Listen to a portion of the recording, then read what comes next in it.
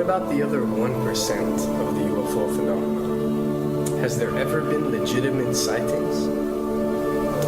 As promised, we're going to cover this 1% in a future episode, but I'll share with you something a wise man once shared with me. Before we should start focusing on dealing with problems outside our world, we should first focus on solving the problems within our world. And before you can start solving problems within your world, you first have to solve problems within yourself and within your surrounding environment of family and friends. So basically what I'm trying to say is that we have priorities that we need to focus on first and foremost so we can successfully build our lives and our minds. Now, it's no secret that the difference between what the government knows about UFOs and aliens and what is shared or released to the public is extremely enormous. And unfortunately, governments and several organizations on Earth are taking advantage of the UFO phenomenon to achieve worldly agendas. So why do we see particle beams, huge ones, firing at things that are, you were saying 200,000 Gs? Yep. I mean, go over that. Well, because I think it's part of a test for if there are bad guys out there. Or maybe they're doing preparations for factions. We may be looking at more than one faction. Remember, these groups tend to fragment. They fractally fragment so that you have wars within wars within wars. You know. But why would NASA release that footage?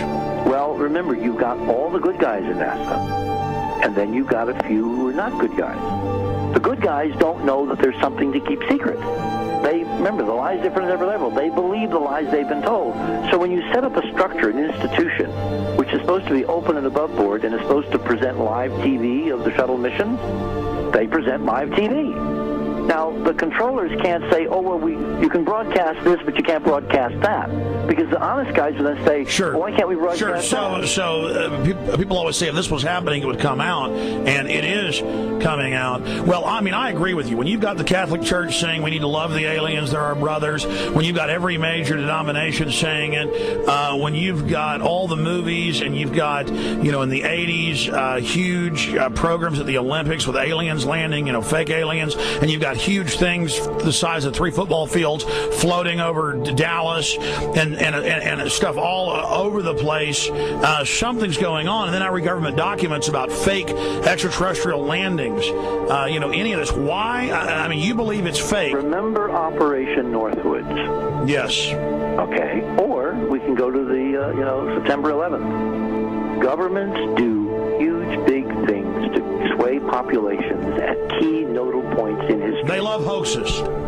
Yeah, well, it's manufactured history is what it is. We are building, all my UFO friends, I need to shake them because frankly, they're extremely naive, Alex. They really believe we're building toward disclosure. I believe we're building toward a mass, carefully manufactured fake event where ETs, who are really humans, who are really part of this secret clique, who are probably Nazis, who have developed or perfected their technology from World War II, which is why you've got to get, Joseph on. They are going to basically fake out the world. And there's an incredible window on the Nazi black ops programs, the compartmentalized, incredible high technology efforts that were being funded by the Nazi war machine, particularly toward the end of the war, in a desperate effort to win the war, and they fastened their hopes on several key technologies, some of which appear to be the control of gravity itself, which again is a separate piece of data from my work, which came at this from a hyperdimensional physics perspective. We know there's a lot of suppressed technology. 20 years after the B-2 bomber was already in service, they declassify it. So we have a lot of cases of that. We know there's a whole shadow government. This is technology and physics, Alex, that would make anything you think you know like a candle flame compared to a hydrogen bomb. This is a physics that literally allows you to rearrange time.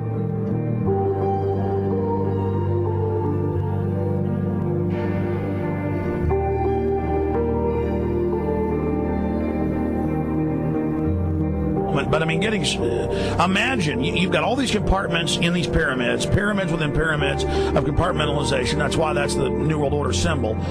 And we don't know what they've got because they are so secret. We know they lie so much. We just know it's advanced. Mainline scientists say they're 30 years advanced. So Richard C. Hoagland, what I'm saying to you is, I'm entertaining what you're saying. I respect you. I think you're a great guy. My only issue is, like you said, dealing with what we know they could be up to. The fact, Alex, we have done experiments. We have our own data. We have experiments now from the Soviet Union. 30, 40 years when the Iron Curtain came down, when Glasnost finally prevailed, a huge amount of stuff was declassified from the KGB as well. And we now have put this data together.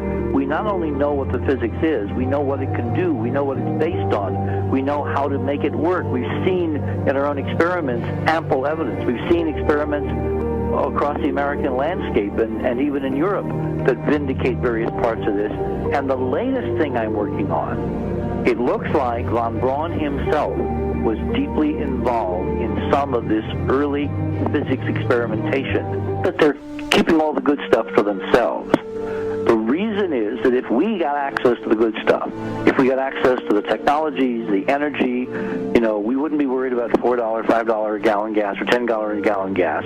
We would live like people are supposed to live, all 6 billion of us who could live lightly on the earth, Alex, with this technology. And live longer.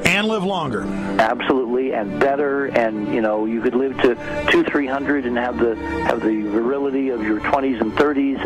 There's extraordinary medical breakthroughs, there's extraordinary physics breakthroughs, technology breakthroughs, energy. It's all been kept away.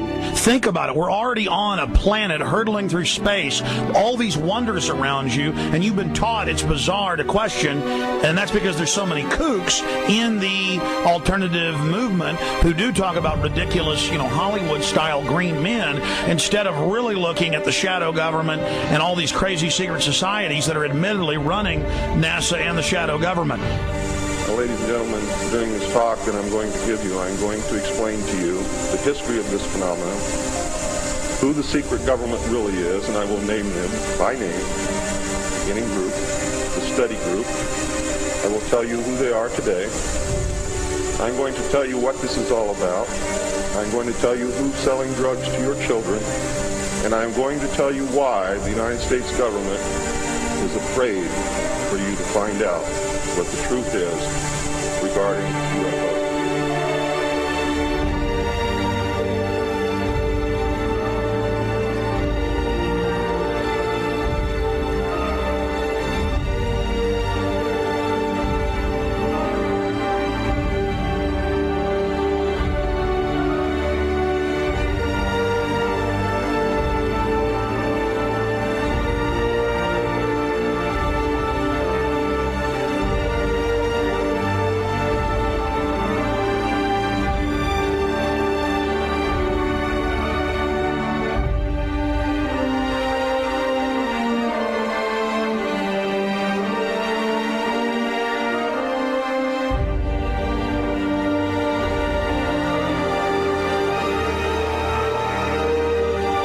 And it turns out that even though she remembered that she'd been part of the team to debrief the astronauts, she couldn't remember a thing that they said. She couldn't remember why she no longer was working with NASA. She couldn't remember. In other words, her memory lapses were enormous, and I don't think they were feigned, because we now found the same pattern in all the flight crews. Because the awful truth, Alex, is they have been brainwashed. They have been mind controlled. They have had a technology, a very sophisticated technology, which took away the real missions that they experienced.